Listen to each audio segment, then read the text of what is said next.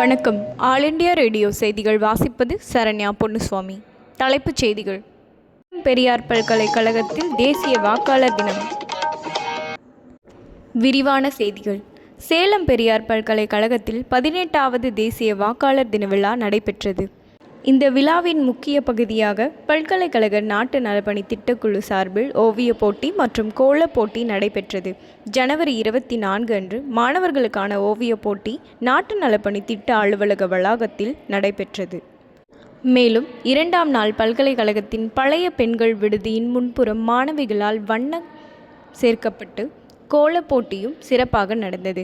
மாணவிகள் உற்சாகத்துடன் கலந்து கொண்டு நாட்டின் ஜனநாயக அடையாளமாக தங்கள் திறமைகளை வெளிப்படுத்தினார்கள்.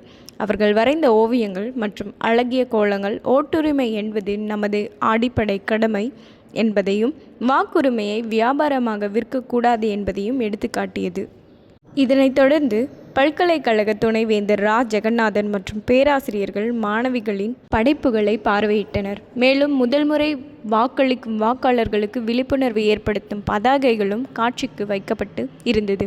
பார்வையாளர்களை வெகுவாக கவர்ந்தன.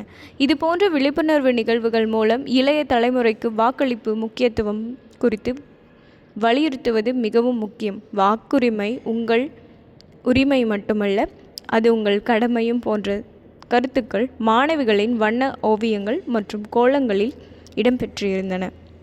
இத்துடன் செய்திகள் நிறைவடைந்தன. தொடர்ந்து இணைந்திருங்கள். இது ஆல் இண்டியா ரேடியோ செய்திகள். நன்றி, வணக்கம்.